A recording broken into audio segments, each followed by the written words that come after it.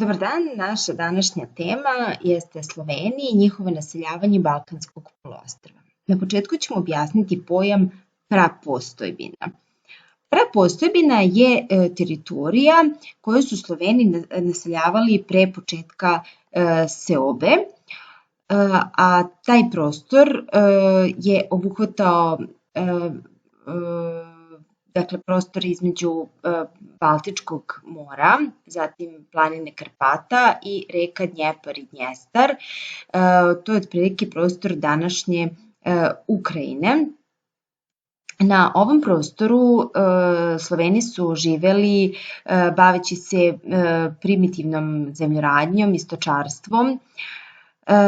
Takođe, zemljište je bilo pogodno za aktivnosti poput lova i ribolova. Primitivno obrada zemlje je zapravo znači da nisu imali adekvatnih uslova ni alata da iskoriste potencijal zemlje i zbog toga su usevi bili ne tako dobri i dovoljni za stanovništvo. Tu se kriju važni razlozi za seobu. Dakle, zbog čega se stari Sloveni sele iz svoje prapostojbine? Izdvojila su se tri važna razloga, to su zbog nekvalitetne zemlje i nekvalitetnog alata za obradu zemlje.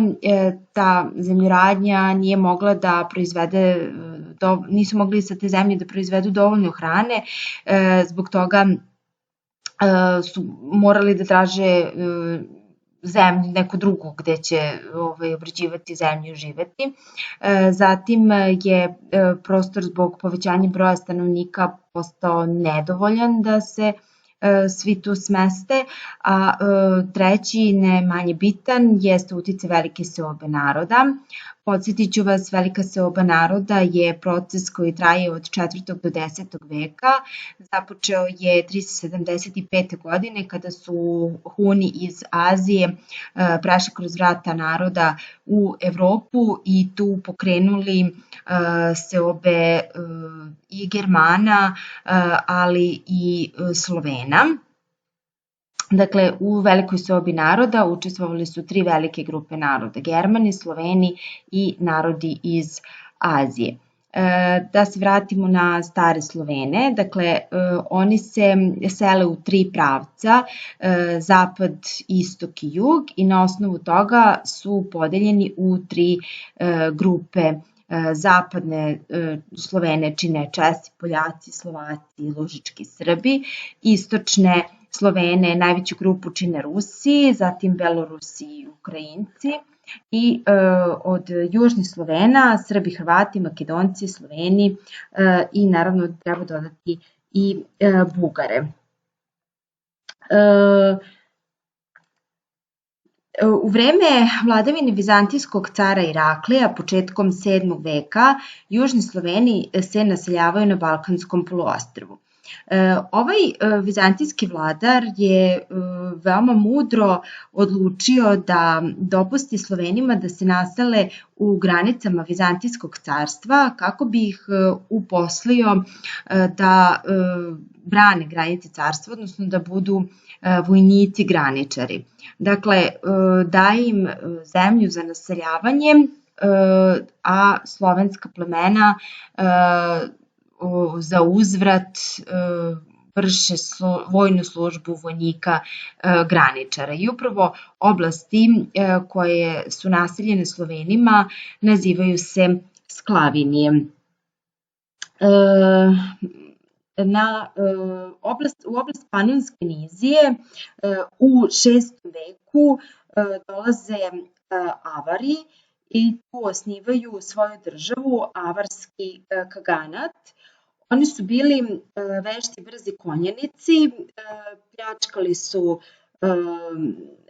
carstvo, Vizantijsko carstvo, i u jednom momentu su pokorili Slovene.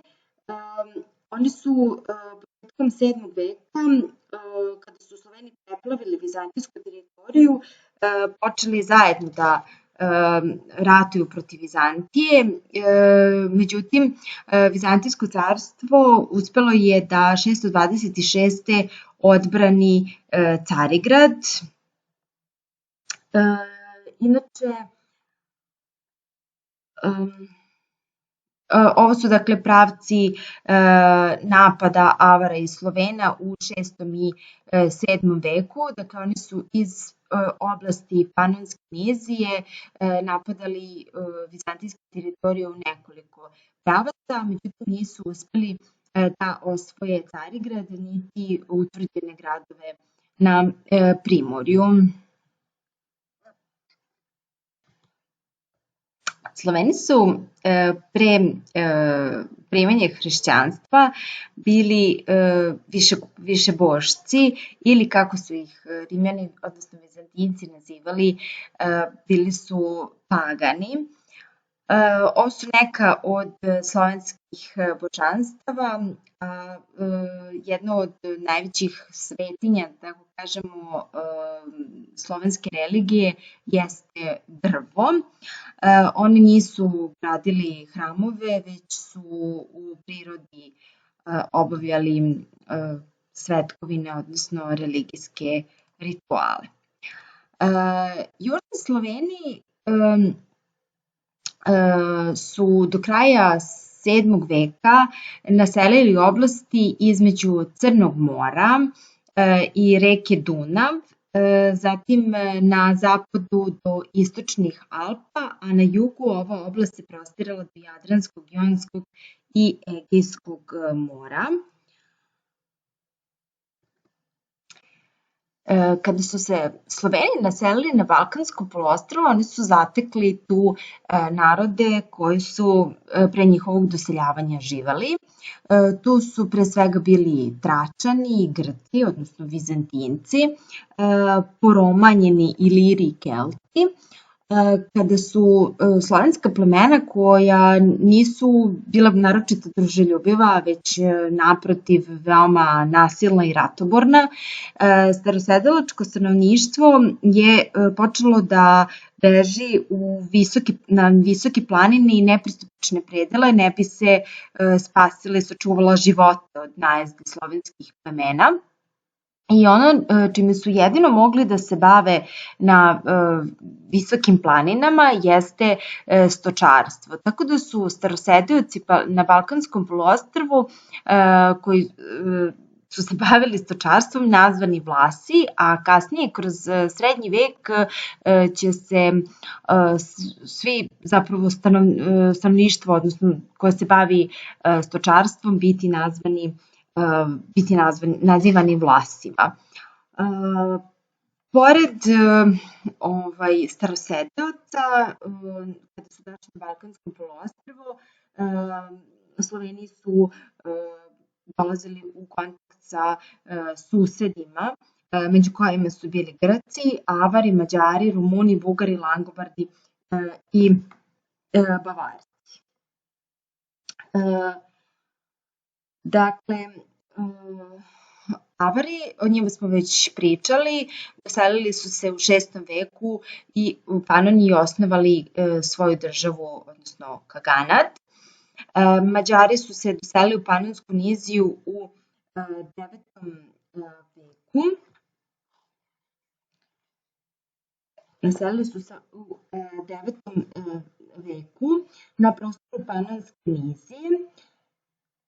Mađari su bili vešti jahači, vodili su pljačkaške pohode na okolne narode, međutim oni su doživeli poraz od Nemaca na reci Lehu 955. godine. Oni tada napuštaju nomadski način života, počinju da se bave zemljoradnjom, prihvataju sedelački način života, a krajem 10. veka primaju i hrišćanstvo i tu osnivaju kraljevinu. Što se tiče Bugara, Bugari su nomadski narod poreklom iz Azije. Oni su iz oblasti Kavkaza se doselili oko 680. godine i naselili se na prostoru između reke Dunav i planine Balkan.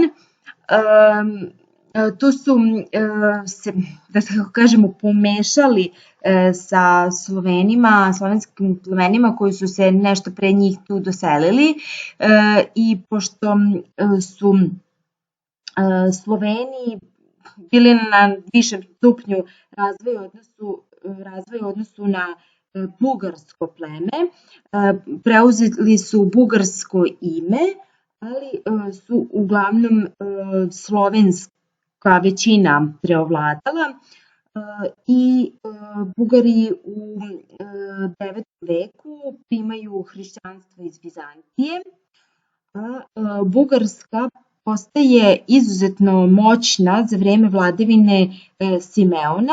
On je vladao od 893. do 927. On je stvorio moćno carstvo koje je obuhvatilo današnje albanske i makedonske oblasti, a 924. pokorio je i Srbiju. Nakon smrti cara Simeona, bugarska država slabi i potpada pod vlast Vizantije. Susedi slovenskih plemena u alpskim planinama, odnosno istočnim Alpima, bili su Langobardi i Bavarci, koji su zaustavili prodor južnih Slovena prema Italiji, a u vreme Karla Velikog Franci su pokorili deo Slovena.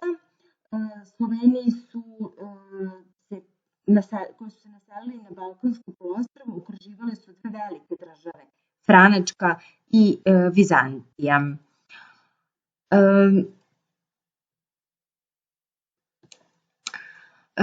Još jedna značajna slovenska država jeste bilo Samuilovo carstvo. Naime, Samuilo je podigao ustanak makedonskih Slovena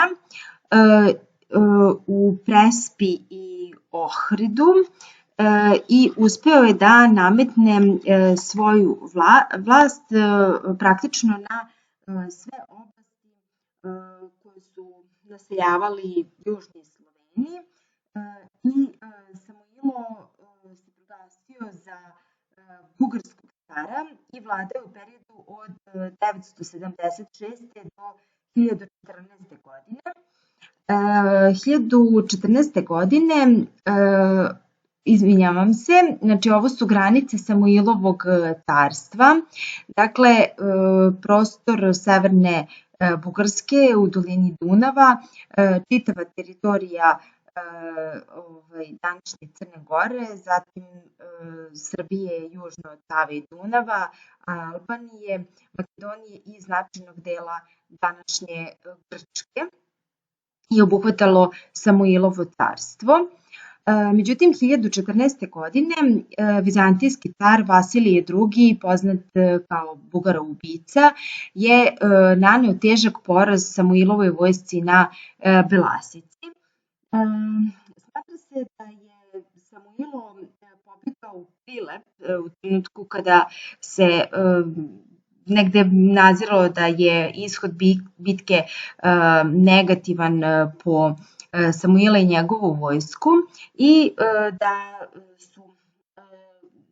je Vasilije II zapravo naredio da se 15.000 vojnika koji su bili zarobljeni, Samuilovih vojnika koji su bili zarobljeni, oslepe, tako da se svakom stotom ostavi samo jedno oko, kako bi uspeli da se vrate, odnosno odu u Prilep kod Samuila i negde se veruje da je Samuilo teško podneo ovaj poraz i da je negde izdahnuo zbog prizora kada su se ti oslepljeni vojnici vratili u Prilep već sledeće 1015.